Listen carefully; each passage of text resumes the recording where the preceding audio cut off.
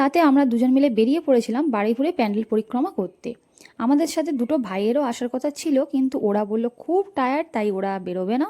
তাই অগত্যা আমরা আর কী করবো, আমরা দুজনেই বেরিয়ে পড়লাম। আর হ্যাঁ, আমি কদিন ধরে না কি বলবো, একটু ল্যাদখোর টাইপের হয়ে গেছি। আসলে পুজোটা যাওয়ার পরে কী আর বলি, মানে ভালোই লাগছিল না কিছু। এক তো মন খারাপ, পুজো চলে গেল, পুজোটা শেষ হয়ে গেল, তার উপরে আবার একটু মানে ঘোরাঘুরি করলে আর কি অলস টাইপের হয়ে গেছে। সেই জন্য ভিডিওগুলো এডিট করার সময় হচ্ছে না, এছাড়াও কাজে একটু ব্যস্ত ছিলাম আর কি। সেই জন্য এত লেট করে ভিডিওগুলো দিয়েছি। যাই হোক, প্রথমে যেটা এসেছিলাম সেটা হচ্ছে আমাদের বাড়িপুর পদ্মপুর ইউথ ক্লাবে, যেখানে 500 ভরি সোনার গয়না দিয়ে মাকে এই পুজোটা সম্পর্কে তো অনেকেই জানো। আমাদের বারুইপুরে যে রাধেশ্যাম জুয়েলার্স আছে, তারা প্রতি বছরই মাকে সোনার গয়না দিয়ে সাজিয়ে দেয়। তো এবছরও তেমনই দিয়েছে, 500 ভরি সোনার গয়না দিয়ে পুরো মাকে সাজিয়ে দিয়েছে। আর সত্যি অপূর্ব সুন্দর হয়েছিল।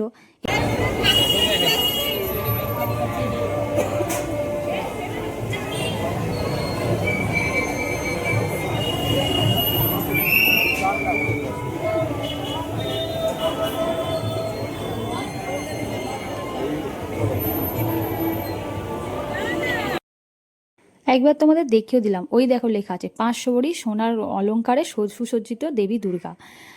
তো যাই হোক, কিন্তু ঠাকুরটা আমার ভীষণ ভালো লেগেছে। এমন নয় যে সোনার গয়না পরিয়েছে বলেই ভালো লাগছে, এমনি ঠাকুরটা খুবই সুন্দর হয়েছে। যদি সোনার গয়নাটা নাও পরানো হতো না, তাতেও বেশ সুন্দর লাগতো। সত্যি ভালো হয়েছে। এই যে রাধেশ্যাম জুয়েলার্স, এখানে অ্যাডভার্টাইজ করা আছে, দেখতেই পাচ্ছ। তো এই রাধেশ্যাম জুয়েলার্স প্রতি বছরই আমাদের এই পদ্মপুকুরে ইউথ ক্লাবের এই পুজোতে প্রতি বছরই মাকে সোনার গয়না সুসজ্জিত করে তোলে।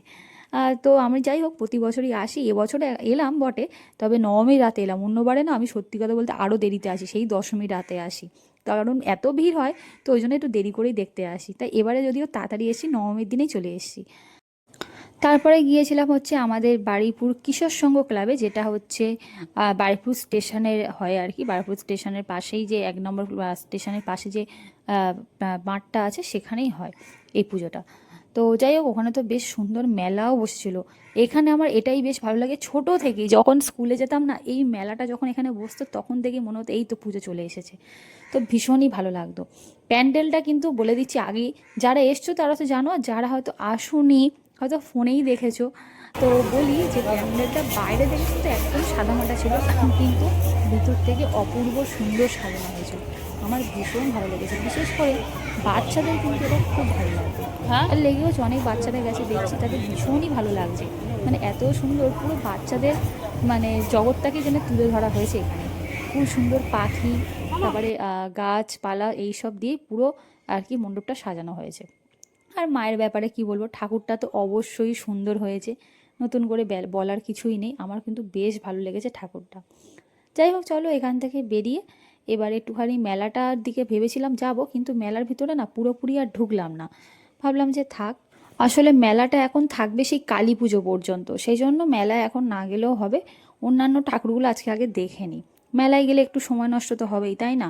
আর এছাড়া ওয়েদারের যে অবস্থা, যখন তখন বৃষ্টি আসার সম্ভাবনা, সেই জন্যই আর কি রিস্ক নিতে পারলাম না। যাই হোক, আমরা আবার স্টেশনের ওই দিকে ছিলাম, সেখান থেকে আবার গাড়ি ঘুরিয়ে চলে এসেছিলাম হচ্ছে ভাই ভাই সঙ্গে।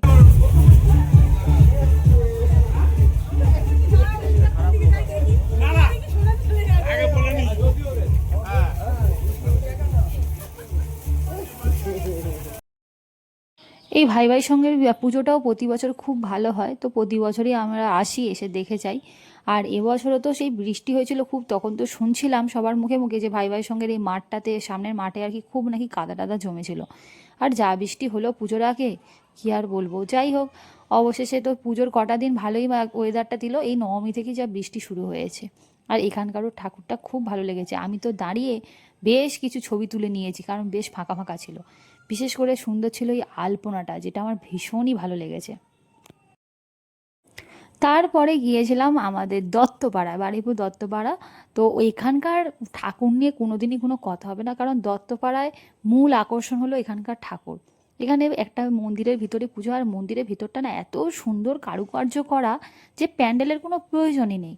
আর তার সাথে এখানে ঠাকুরটাও ভীষণ ভালো হয়, ভীষণ ভালো। আমার তো খুবই ভালো লাগে দত্তপাড়ার ঠাকুর। যাই হোক, তো দত্তপাড়া ঠাকুরটা দেখে আবার এসেছিলাম বারুইপুর ও বাজারে, এটাও একটা মন্দিরের ভেতরে পুজো হয়। প্রথমেই যে ছোটো মতো ঠাকুরটা দেখলে, ওটাই আসলে পুজো হয়েছে এখানে। আর এটাও পুজো হয়, এটা হচ্ছে মা দুর্গা ঠাকুরটা হচ্ছে পিতলের, এটাই সারা বছর থাকে। তো খুব ভালো লাগে। তারপরে গিয়েছিলাম হচ্ছে সাহাপাড়াতে। সাহাপাড়ার শুনেছিলাম প্যান্ডেলটা ভীষণ ভালো হয়েছে, সেই জন্য দুজন মিলেই চলে গেছিলাম সাহাপাড়াতে। কারণ শুনলাম ওর একটা বন্ধুই এসেছিলো, সেই বললো যে সাহাপাড়াটা মিস না করতে, ওটা নাকি এবছর খুব ভালো করেছে। তো সেই শুনেই আর কি, মিস করা তো যাবে না। আর প্রতি বছর সাহাপাড়া দেখেছি এই গলিটা পুরোটাই এই টুনি লাইট দিয়ে সাজিয়ে দেয়, তো ভীষণ ভালো লাগে। তো সত্যি কথা বলতে যখন এখান থেকে ঢুকছিলাম আমিও তাই দেখলাম যে সত্যি খুবই সুন্দর করেছে। ক্যামেরায় তো অত বোঝা যাচ্ছে না ভালো, কিন্তু সামনে থেকে দেখলাম খুব সুন্দর একটা মানে মন্দির করেছে। আমি বলতে পারবো না এটা এক্স্যাক্টলি কী মন্দির বা কিছু, আমি কোনো কিছু লেখাটা আমার চোখে পড়েনি। কারণ লেখা থাকে কখন কে কোন থিম করছে, সেটা তো লেখা থাকে প্যান্ডেলের পাশেই, তো সেটা না আমার চোখে পড়েনি। যাই হোক, হয়তো লেখা ছিল কিন্তু আমি দেখতে পাইনি। তবে খুব সুন্দর করেছে, বিশাল একদম, মানে প্যান্ডেলটা খুব বড়সড় করেই করেছে। আর ঠাকুরটাও আমার বেশ ভালো লাগলো, খুব একটা খারাপ নয়। ভেতরে বেশ ভালো কারুকার্যও করেছে দেখলাম। আর ভালো ভিড়, যত রাত হচ্ছে তো কী হবে, নবমীর রাত তো, ওই জন্য বেশ ভালোই ভিড় আছে দেখছি, এখনও কোনো প্যান্ডেলের ভিড় সেরমভাবে কমেনি। এমন নয় যে লাইন দিয়ে কোথাও ঠাকুর দেখছো, তাও নয়, কিন্তু হ্যাঁ ভিড় বেশ মোটামুটি ভালোই আছে, লোকজন বেশ ভালোই যাতায়াত করছে, এটাই বলবো। তবে হ্যাঁ, ওয়েদারটা যেহেতু খারাপ, আমরা আর বেশি সময় নষ্ট এখানে করা যাবে না, চলো আরও কিছু ঠাকুর দেখে এবার বাড়ি ফিরতে হবে। তো ওখান থেকে বেরিয়ে এসে চলে এসেছিলাম ওই ও বাজারের মধ্যেই, মানে এই সাহাপাড়া বা প্রথমে ও বাজারে যে দেখালাম তোমাদেরকে পুরাতন বাজারে যে মন্দিরের পুজো, তারপর এইটাও হচ্ছে ওই আমাদের বারুইপুর যে এসবিএফ আছে একদম তার উল্টো দিকেই বলতে পারো। এখানে একটা রুম ছোটোখাটোর উপরে প্যান্ডেল হয়, কিন্তু খুব ভালো হয়, এখানকার ঠাকুরটাও খুব সুন্দর হয়, ছোটোখাটোর উপর প্যান্ডেলও ভালো করে। তো এই সাহাপাড়া, তার পুরাতন বাজারের যে মন্দিরের পুজো আর এই পুজোটা সব কাছাকাছি হয়, তো একসাথে হচ্ছে 3টে ঠাকুর দেখা হয়ে যায়। তো এখানকারও ঠাকুরটা তো বেশ ভালো করেছে। এখান থেকে আরেকটু এগিয়ে ফুলতলার দিকে যেহেতু আরেকটা ঠাকুর পড়ে, তো সেই দিকে আর আমরা আর গেলাম না, কারণ আমরা ফুলতলার দিকটা এমনি ঘুরে চলে এসেছি, তো ওই দিকে আর যাওয়ার নেই, তাই শুধু শুধু ওই দিকে আর গেলাম না। আর এইবারে যেটা এসেছি সেটা হচ্ছে আমাদের বারুইপুর প্রগতি সংঘ, যেটা শুনেছি ভীষণই ভালো হয়েছে। আর প্রচুর ভিড় হয়েছিল, প্রচুর ভিড়, মানে সপ্তমী অষ্টমী শুনে খুব ভিড় হয়েছিল, বিশেষ করে নাকি সপ্তমীর দিনে খুবই ভিড় হয়েছিল। তা আমরা তো এই নবমীর দিনে আজকে এসেছি দেখতে। আমি প্রতি বছরই বলতে গেলে না এই প্রগতি সংগঠন এগুলো নবমীর দিনেই আসি। আর দশমীর দিনটা বলতে গেলে ওই দিকটা মানে ওই পদ্মপুকুরটা বললাম দশমীর দিনে দেখি, তো এবছর তো নবমীতেই দেখে নিলাম বরের সাথে।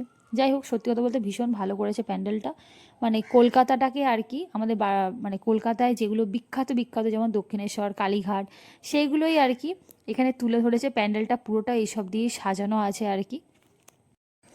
তো বেশ ভালো লাগছিলো। কলকাতার দিকে যেমন ধরো যেরকম টাইপের বাড়িগুলো থাকে সেরকম টাইপের বাড়ি টাড়ি দিয়ে আর কি পুরো প্যান্ডেলের এই থিমটা সাজানো হয়েছে। আর ভিতরে ঢুকে তো আমার আরও ভালো লাগলো, পুরো যেন কুমোরটুলি পাড়াটাকেই মনে হচ্ছে ধরে তুলে এনে যেন প্যান্ডেলের ভেতর বসিয়ে দেওয়া হয়েছে। খুব সুন্দর লেগেছে, এই প্যান্ডেলের ভিতরটা আমার বেশি ভালো লাগলো, মানে অপূর্ব সুন্দর। মানে কুমোরটুলি পাড়ায় আর কি ঠাকুর যেভাবে তৈরি হয় যা হয় সেটাই পুরো দেখানো হয়েছে। যারা এসছো তারা তো জানোই, আমি তো ব্লগটা অনেকটা দেরি করে আপলোড করছি যদিও, কি করব বলো, ব্লগটা যখন মানে ভিডিওটা যখন শ্যুট করেছি তখন তো একটু হলেও ব্লগটা আমাকে দিতেই হবে, তাই না? যাই হোক, তার ঠাকুরটাও কিন্তু ভীষণই ভালো হয়েছিল, বেশ ভালো লেগেছে। তবে এখান থেকে বেরোনোর পরে আমরা পড়েছিলাম একটু মুশকিলে, কারণ বৃষ্টি চলে এসেছিলো বাইরে, তো এটাই একটু মুশকিলে পড়ে গেছিলাম। আবার আমাদের ব্যাক করে আমাদেরকে প্যান্ডেলের ভিতরেই ফিরে আসতে হয়। তো তখন এতটাই জোরে বৃষ্টি এসেছিলো, তো প্যান্ডেলের এই জায়গাটায় অতটা জল টল পড়েনি, কিন্তু বাইরের দিকটাতে আর কি জল পড়ছিল। কোনোভাবে হয়তো তিরপলটা ঠিক করে দেওয়া হয়নি বা কিছু, যাই হোক সেই জন্যই জলটা পড়ছিল। কিন্তু হ্যাঁ, প্যান্ডেলটা এক কথায় সত্যি খুবই ভালো হয়েছে, তার সাথে ঠাকুরও খুবই সুন্দর হয়েছে। তো যাই হোক, অগত্যা বৃষ্টি একটু থামতে তারপরে আমরা বেরিয়ে পড়েছিলাম। তবে ঝিরিঝিরি বৃষ্টি পড়ছিল, এক কথায় ভিজে ভিজেই বলতে গেলে বেরিয়ে পড়েছি। সাথে ছাতা ছিল ঠিকই, ছাতাটা যেটুকুনি পারছে বৃষ্টিটা আর কি আটকেছে। কিন্তু কি হয়, ঝাপটাটা তো মানে গাড়ি চললে একটা ঝাপটা তো আসে, সেই জন্য আমার বর একটু বেশিই ভিজে গেছিলো আর আমিও হালকা হালকা ভিজে গেছিলাম। তো খুব একটা অসুবিধা হয়নি। আর মাঝখানে 20 নম্বর গেটটাও পড়ে গেছিলো বলে দাঁড়িয়ে দাঁড়িয়ে বৃষ্টিতে আর একটু অসুবিধা হয়েছে। তো যাই, ভিডিওটা ভালো লাগলে অবশ্যই লাইক করো, কমেন্ট করে জানিও কেমন লেগেছে। আর হ্যাঁ, আমার চ্যানেলটাকে সাবস্ক্রাইব করতে একদম ভুলো না। সবাই খুব ভালো থেকো, সুস্থ থেকো, দেখা হবে নেক্সট ভিডিওতে। রাধে রাধে।